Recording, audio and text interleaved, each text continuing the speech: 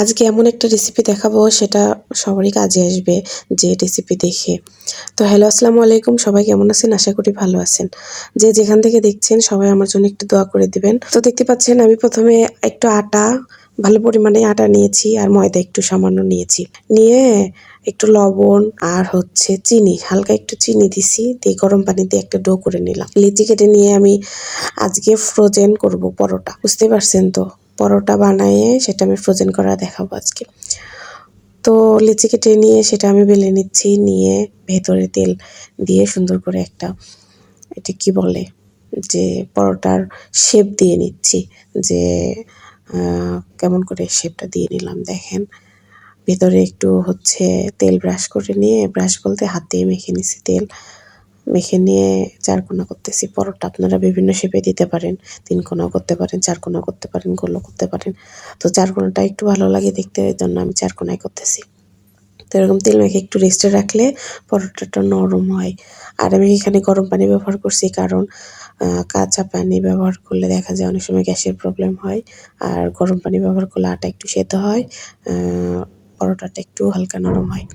যে কারণে আমি এখানে গরম পানি ব্যবহার করছি। তারপরে দেখেন সুন্দর করে বেলে নিচ্ছি।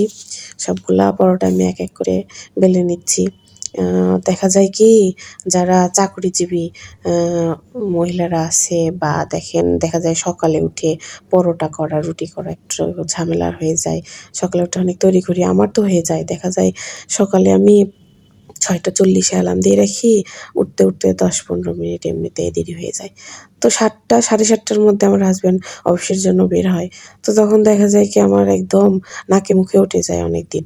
তো আমি একদিন কি করি, এরকম পরোটা রাতেই হালকা সেঁকে রাখি। তো দেখেন বানানো পরোটাগুলা হালকা করে চুলায় শুধু সেঁকবো, এপিঠ ওপিঠ ভাজবো না, খালি হালকা করে সেঁকেই তুলে নিব।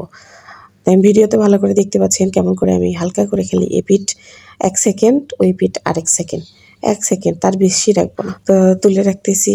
তারপরে এটা কি করতে হবে, সুন্দর করে ঠান্ডা করতে হবে। গরমে আবার ফ্রিজে উঠায় রাখেন না, তাহলে একটার সাথে আরেকটা লেগে যাবে, তখন আর ছুটাইতে পারবেন না। তো আমি ছড়ানো একটা প্লেটে রেখে দিছিলাম। রেখে ঠান্ডা করে তারপরে আপনারা বক্সেও রাখতে পারেন যদি বড় বক্স থাকে। আমার বক্সটা আমার ছেলে ভেঙে ফেলছে, যে কারণে আমি কি বুদ্ধি করছি জানেন, প্লেটে এরকম করে রেখে আমি পলি দিয়ে রাখছি। আবার খোলা রাখতে যাবেন না, তাহলে দেখবেন যে শক্ত হয়ে যাবে তখন। আর রুটিটা, মানে রুটি বলতেছি, পরোটাটা ভাজলে আর ভালো লাগবে না। তো আমার মতো করবেন কি, প্লেট সহ একটা পলি ব্যাগের মধ্যে তুলে, পরিষ্কার অবশ্যই পলি ব্যাগটা হতে হবে, পরিষ্কার পলি ব্যাগের মধ্যে উঠায়ে ফ্রিজের মধ্যে সুন্দর করে রেখে দেবেন। ২-৩ দিন অনায়াসে এই পরোটা ভেজে ভেজে খাইতে পারবেন, কোনো সমস্যা হবে না। যখন তখন বাচ্চারা যদি আবদার করে আপনারা ভাজে দিতে পারবেন। তো আমি পরের দিন সকালে এটা ভেজে নিচ্ছি। দেখতেই পাচ্ছেন কতটা সুন্দর হইছে আমার পরোটা। খুবই সুন্দর হইছে। আর দেখেন ভেতরে কি সুন্দর লেয়ার লেয়ার হইছে আমার পরোটাটা, অনেকগুলা লেয়ার হইছে। তেল দেবার কারণে অনেক লেয়ার হইছে আর নরমও হইছে। এরকম করে আপনারা বানাইতে পারেন। খুবই উপকারে আসে, খুবই উপকারী, কি বলবো?